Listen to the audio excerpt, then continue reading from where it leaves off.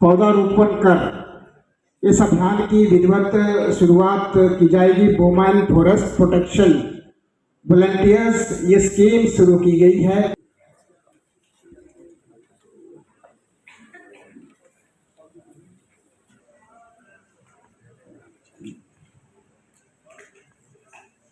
के साथ देहरा वन मंडल द्वारा अंतर्राष्ट्रीय महिला दिवस के अवसर पर एक नई पहल शुरू की जा रही है। महिला वन संरक्षण माननीय मुख्य अतिथि महोदय जी के वर्तमान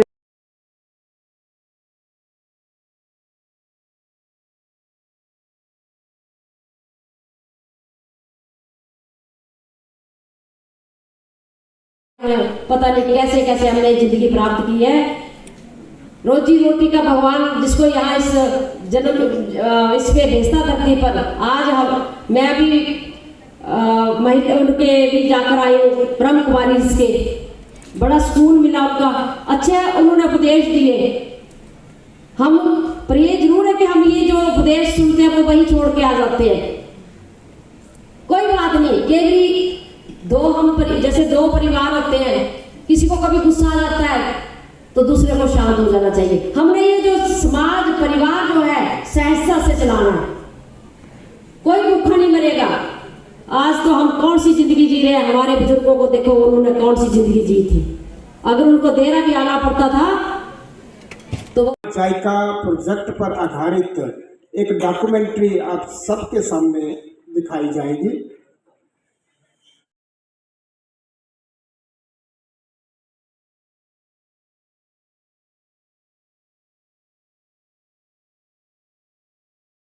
बल्कि हमारा तो मनुष्य जीवन है, पर हमें अपनी संस्कृति को, अपनी मर्यादाओं को नहीं भूलना है। हमें मर्दों के साथ कंधे से कंधा मिला के हक है चढ़ने का।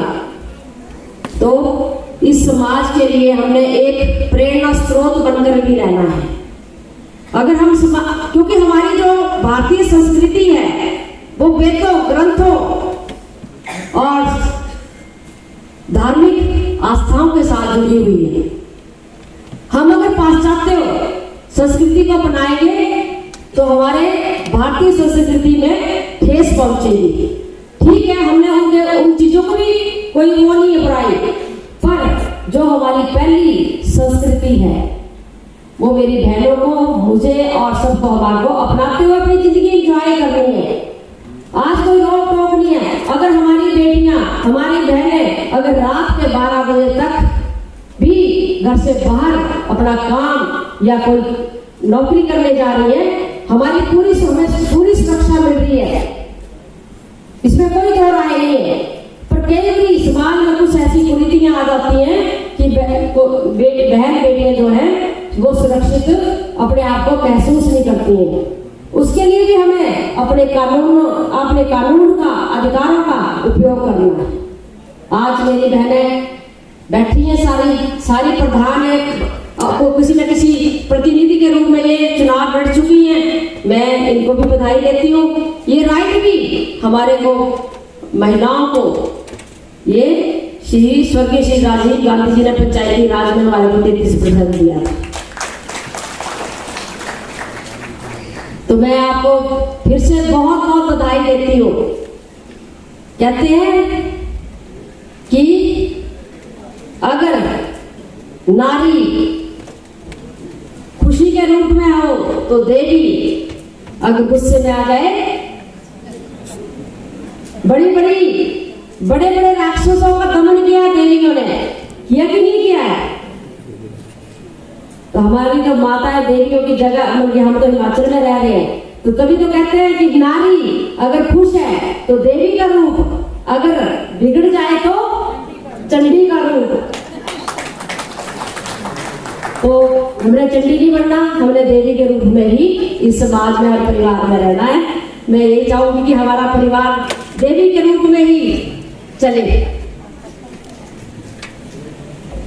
आज जो ये कार्यक्रम का, महिला दिवस का आयोजन जो है हमारे फॉरेस्ट डिपार्टमेंट के जायका डिपार्टमेंट का इसके अंतर्गत किया गया, योजना के अंतर्गत किया गया है। मैं उनका भी सारे डिपार्टमेंट्स का धन्यवाद करती हूँ कि आपने महिलाओं के उत्थान के लिए इतना इनिशिएटिव लिया। आज आप सारे हमारे धन्यवाद के पात्र हैं, हमारे जरिए, महिलाओं के जरिए, क्योंकि आपने महिलाओं के लिए इतनी योजनाएं आप लेकर धरातल पर इसको अमलीजामा बना रहे हैं।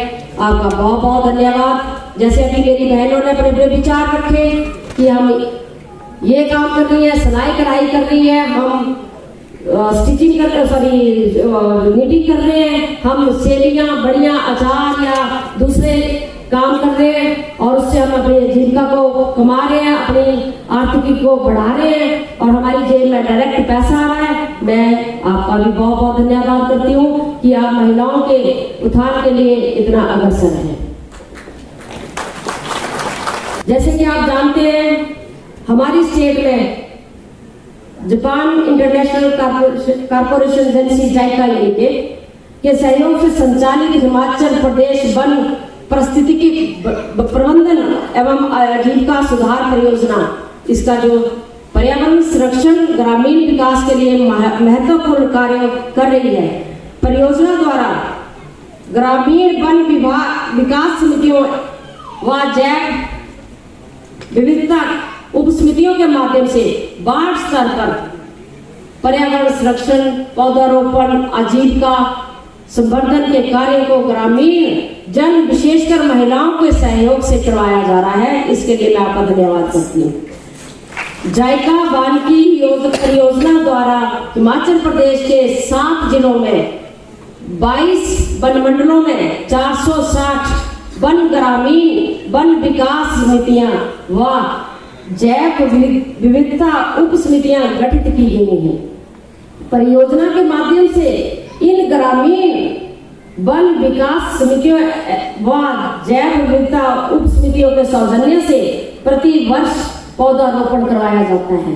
अब तक परियोजना द्वारा प्रदेश में लगभग 8,300 हेक्टेयर भूमि पर पौधारोपण किया गया है। हिमाचल में हरित आवरण को वर्ष 2030 तक 30% बढ़ाने में जायका परियोजना अहम भूमिका निभा रही है।